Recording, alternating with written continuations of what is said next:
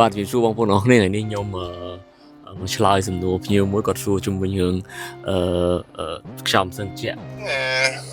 លោកផាតសវែនហ្នឹងអាកន្លែងសេរីខ្យល់ម៉ាស៊ីនជែកបងអត់ឃើញតែអង្គសាដល់រៀងសេរីខ្យល់ឡើងច្រើនឡើងតិចហ្នឹងអត់ឃើញថ្ងៃមានវីដេអូតាម៉ាស៊ីនជែកហ្នឹងឯងមើលអូខេឥឡូវដោយសារគាត់សួរអញ្ចឹងខ្ញុំឈាមធ្វើវីដេអូម្ដងមួយជូនបងប្អូនអរគ្នាឲ្យដឹងពីរបៀបប្រើ Leopard 7នេះទៅមើលខ្យល់ម៉ាស៊ីនជែកបងប្អូនទៅនៅក្នុងនេះគឺ home screen បាទ home screen ណាបាទអញ្ចឹងដើម្បីសេរីខ្យល់ម៉ាស៊ីនជែកបងចូលកន្លែងសីតុណ្ហភាពនេះក៏បានបងចូលកន្លែងម៉ាស៊ីនជែកនេះក៏បាននេះបិទបើកបាទនេះបងបិទបងបើកអញ្ចឹងខ្យល់ម៉ាស៊ីនជែកជាទូទៅខ្យល់ម៉ាស៊ីនជែកវាឲ្យព័ត៌មានទាំងអស់នេះមកណាទី1គឺសីតុណ្ហភាពបាទនេះតកតងសីតុណ្ហភាពទី2តកតងអូតូប៊ូតុងអូតូដូចប៊ូតុងយើងពីមុនអញ្ចឹងប៊ូតុងអូតូនេះគឺវាអូតូខ្យល់តើសេរីតាមសីតុណ្ហភាពរបស់យើងឧទាហរណ៍បើយើងសេរីកាន់តែទាបខ្យល់ហ្នឹងកាន់តែខ្លាំងបាទកាន់តែទាបខ្យល់ហ្នឹងកាន់តែខ្លាំងនៅពេលដែលយើងចុចអូតូពេលយើងអត់ចុចអូតូខ្យល់តាមជាក់ស្ដែងយើងសេរីតាមជាក់ស្ដែងបាទតែអ្វីដែលខ្ញុំផ្ដល់យោបល់ឲ្យបងប្អូនប្រើនោះបងប្អូនប្រើអូតូបាទដើម្បីហើយប្រើសីតុណ្ហភាព23 24អង្សាអញ្ចឹងទៅអញ្ចឹងណាអូខេជាទូទៅនៅស្រុកខ្មែរយើងពួកយើងប្រើដាក់ឡូហើយដាក់ខ្យល់មួយកាំអានេះបើតាមក្បួនអត់ត្រូវទេបងប្អូនអត់ត្រូវទេមូលហេតុអីគេមូលហេតុទី1តើតទៅនឹង compressor ម៉ាស៊ីនត្រជាក់នៅពេលបងប្អូនដាក់ឡូអញ្ចេះ compressor ម៉ាស៊ីនត្រជាក់គឺប្រឹងខ្លាំងធ្វើម៉េច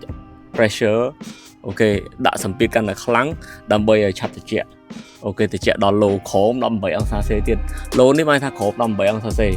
អញ្ចឹង compressor ម៉ាស៊ីនត្រជាក់ប្រឹងខ្លាំងវាឆាប់ឡោក compressor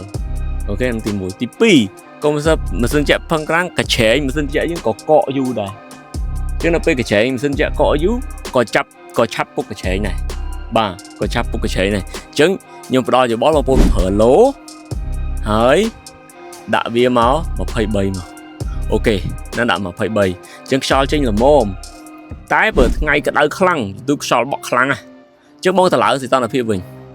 អូខេបងទៅឡើងសីតុណ្ហភាព25 26ខ្យល់នឹងធ្លាក់ហើយបើបងចង់ឲ្យធ្លាក់ខ្យល់ហ្នឹងបងទៅឡើងសីតុណ្ហភាពទៅអញ្ចឹងណាអូខេទៅឡើងសីតុណ្ហភាពហើយអានេះមួយទៀតចុច sync នេះបានន័យថាបងប្អូនឲ្យ synchronize បានថាឲ្យសីតុណ្ហភាពទាំង3 zone ហ្នឹងទាំងខាងមុខទាំងខាងក្រោយទាំងខាងអ្នកជិះទាំងអ្នកក្រោយគឺសីតុណ្ហភាព23អង្សាដូចគ្នាតែបងអត់ចុចបងប្អូនអត់ចុច sync ទេបានថាយើងចែក zone គ្នាណាយើងចែកអ្នកបើក23អង្សាអ្នកជិះ25អង្សាអញ្ចឹងមកគ្រួសារបងគាត់ចូលចិត្តត្រជាក់អញ្ចឹងគាត់អាចសេរីត្រជាក់បានអញ្ចឹងណាខ្យល់ចេញខ្លាំងទៅខាងនេះខាងរបស់គាត់អូខេខាងរបស់គាត់ត្រជាក់ជាងខាងរបស់យើងអញ្ចឹងណាតែខ្ញុំនិយាយត្រែខ្ញុំ recommend ឲ្យបងប្អូនប្រើអូតូអូខេប្រើអូតូហើយប្រើ23 24អង្សាហើយអាហ្នឹងអត់ងាយខូច compressor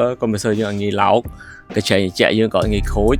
ហើយអ្វីដែលឆាប់ខូចអាចថាឆាប់ខូចទាំងហាលចុះទាំងហាលបក់ខ្លាំងតែទាំងហាលម៉ាស៊ីនត្រជាក់ដូរអស់តិចជាងcompressor ហើយនឹងកញ្ឆេងម៉ាស៊ីនត្រជាក់ហ្នឹងហើយខ្ញុំមានតែប៉ុណ្្នឹងបងប្អូនណាអូខេហើយជួបគ្នានៅវីដេអូក្រោយអូខេអរគុណជម្រាបលា